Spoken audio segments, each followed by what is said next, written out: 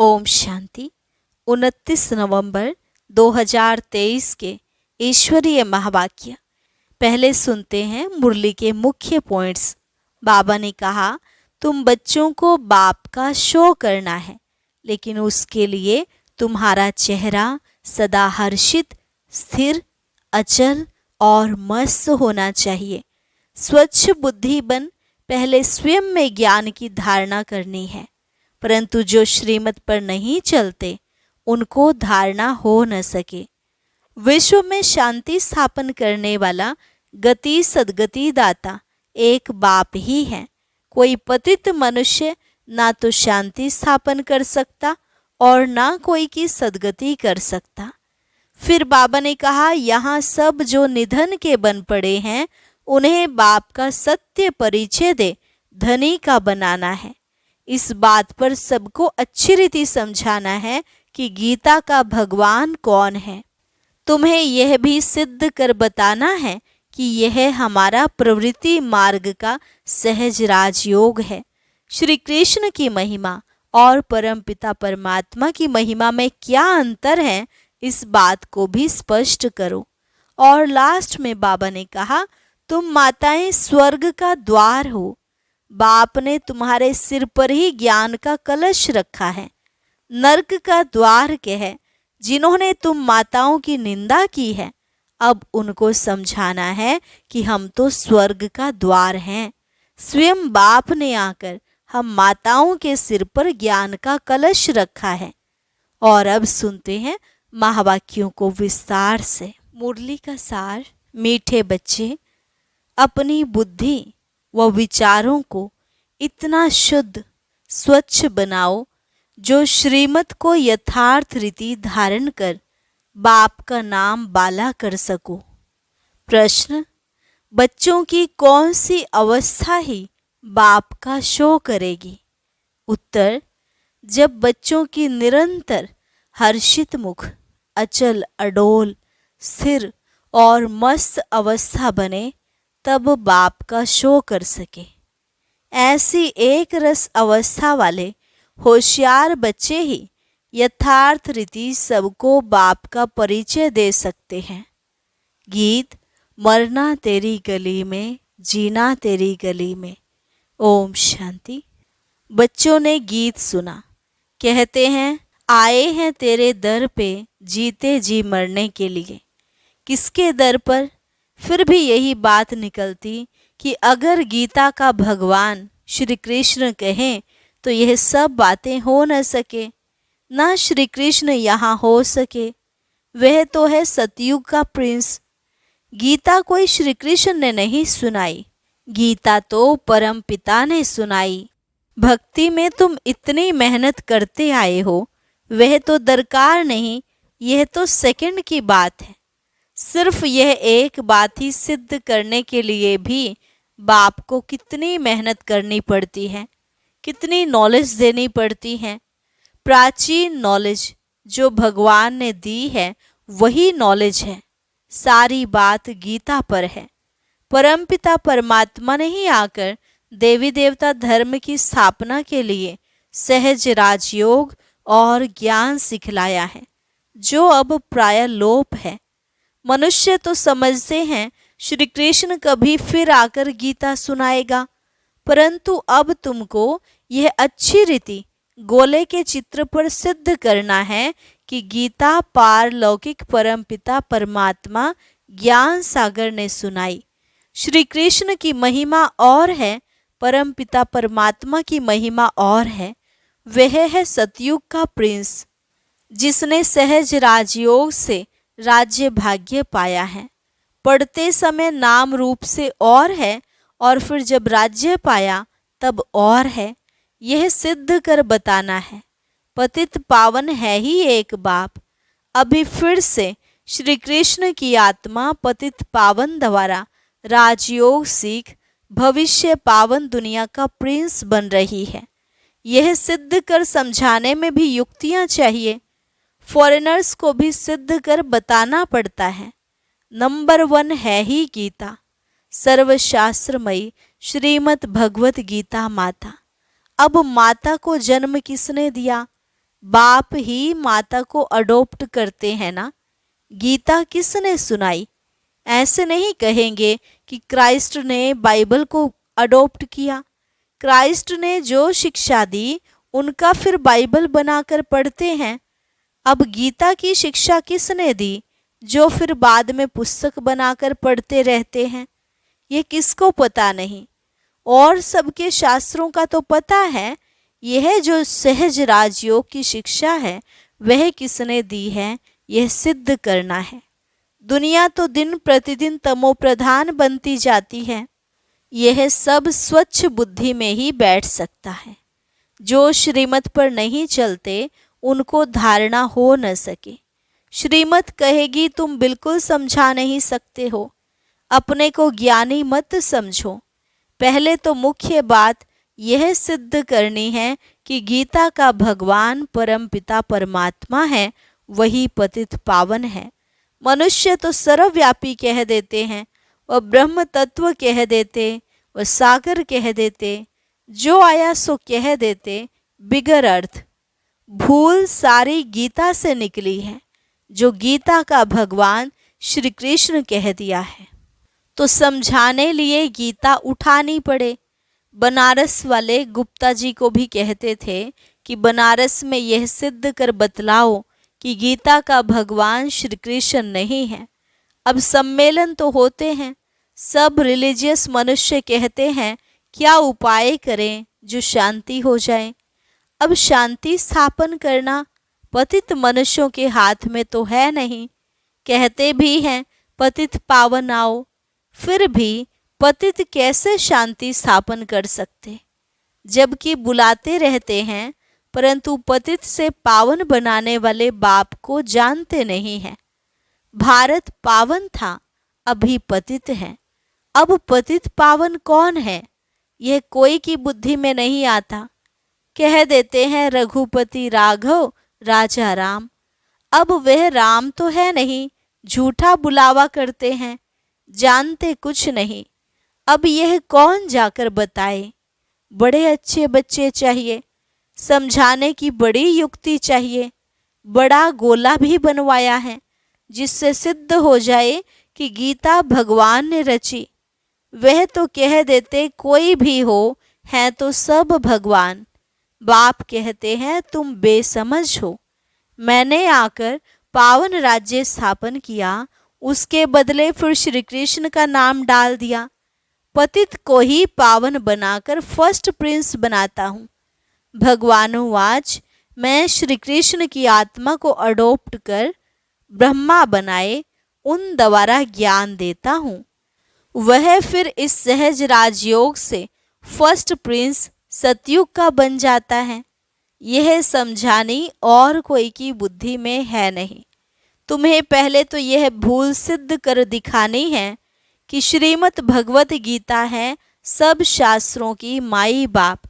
उसका रचयिता कौन था, कैसे क्राइस्ट ने बाइबल को जन्म दिया, वह है क्रिश्चियन धर्म का शास्त्र। अच्छा, बाइबल का बाप कौन, क्राइस्ट। उनको माई बाप नहीं कहेंगे, मदर की तो वहाँ बात ही नहीं। यह तो यहाँ मात पिता हैं। क्रिश्चियन ने रीस की है श्री कृष्ण के धर्म से। यूं तो वह क्राइस्ट को मानने वाले हैं। जैसे बुद्ध ने धर्म स्थापन किया तो बौद्धियों का शास्त्र भी है। अब गीता किसने सुनाई, उससे कौन सा धर्म स्थापन हुआ, यह कोई नहीं जानते। कभी नहीं कहते कि पतित पावन परम पिता परमात्मा ने ज्ञान दिया है। अभी गोला ऐसा बनाया है जिससे समझ सके कि बरोबर परम पिता परमात्मा ने ज्ञान दिया है। राधे कृष्ण तो सतयुग में हैं, उन्होंने अपने को तो ज्ञान नहीं दिया।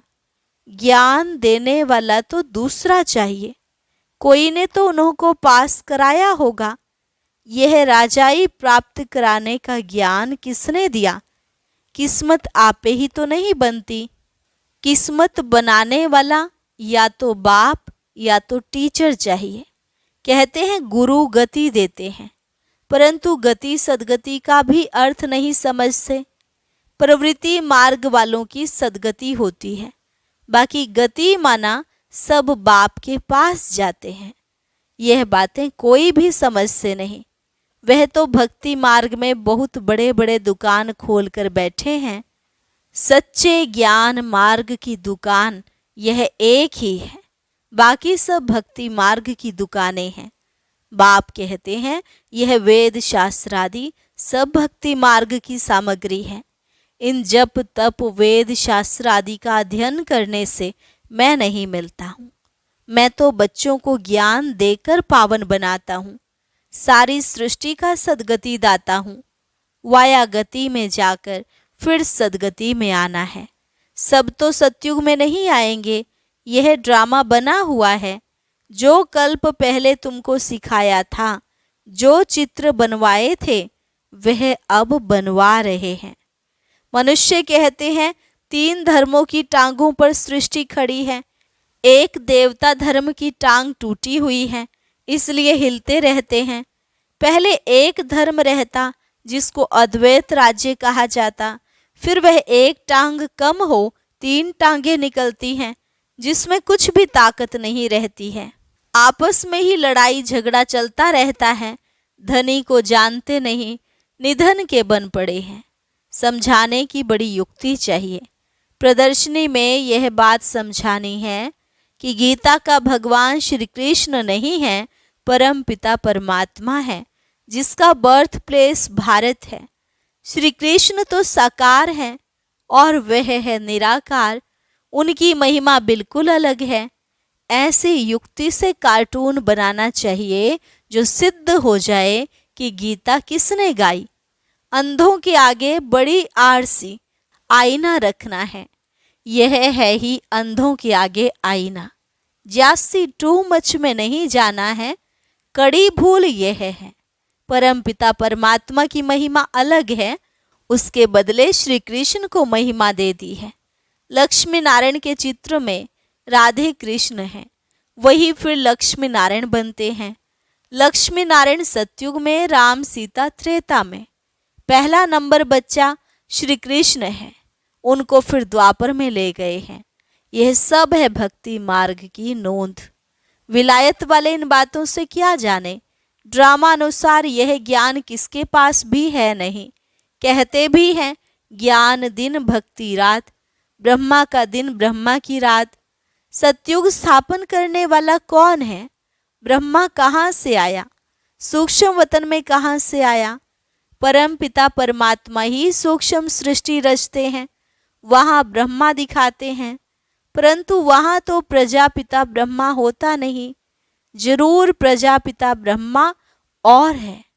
वह कहाँ से आया, यह बातें कोई समझ नहीं सकते। श्री कृष्ण के अंतिम जन्म में उनको परमात्मा ने अपना रथ बनाया है। यह किसकी बुद्धि में नहीं है। यह बड़ा भारी क्लास है। टीचर तो समझते हैं ना यह स्टूडेंट कैसा है, तो क्या बाप नहीं समझते होंगे। यह बेहद के बाप का क्लास है। यहाँ की बात ही निराली है। शास्त्रों में तो प्रलय आदि दिखाकर कितना रोला कर दिया है, कितना घमंड है। रामायण गीता आदि कैसे बैठ सुनाते हैं। श्री कृष्ण ने तो गीता सुनाई नहीं, उसने तो गीता का ज्ञान सुनकर राज्य पद पाया है। सिद्ध कर समझाते हैं गीता का भगवान यह है, उनके गुण यह हैं, श्री कृष्ण के गुण यह हैं। इस भूल के कारण ही भारत कौड़ी जैसा बना है। तुम माताएं उनको कह सकती हो कि तुम लोग कहते हो माता नर्क का द्वार है, परंतु परमात्मा ने तो ज्ञान का कलश माताओं पर ही रखा है। माताएं ही स्वर्ग का द्वार बनती हैं। तुम निंदा कर रहे हो, परंतु बोलने वाले बड़े होशियार चाहिए। पॉइंट्स सब नोट कर समझाना चाहिए। भक्ति मार्ग वास्तव में गृहस्थियों के लिए है। यह है प्रवृत्ति मार्ग का सहज राजयोग। हम सिद्ध कर समझाने के लिए आए हैं। बच्चों को शो करना है। सदैव हर्षित मुख, अचल स्थिर मस्त रहना चाहिए। आगे चल महिमा निकलनी जरूर है। तुम सब हो तो ब्रह्मा कुमार कुमारियां। कुमारी वह जो 21 जन्मों के लिए बाप से वर्षा दिलाए। कुमारियों की महिमा बहुत भारी है। मुख्य कुमारी तुम्हारी मम्मा है। चंद्रमा के आगे फिर अच्छा स्टार भी चाहिए। यह ज्ञान सूर्य है, यह गुप्त मम्मा अलग है। इस राज को तुम बच्चे ही समझकर समझा सकते हो। उस मम्मा का नाम अलग है, मंदिर उसके हैं। इस गुप्त बूढ़ी माँ का मंदिर थोड़े ही है। यह माता पिता कंबाइंड है। दुनिया यह नहीं जानती। श्री कृष्ण तो हो नहीं सकता, वह फिर भी सतयुग का प्रिंस है।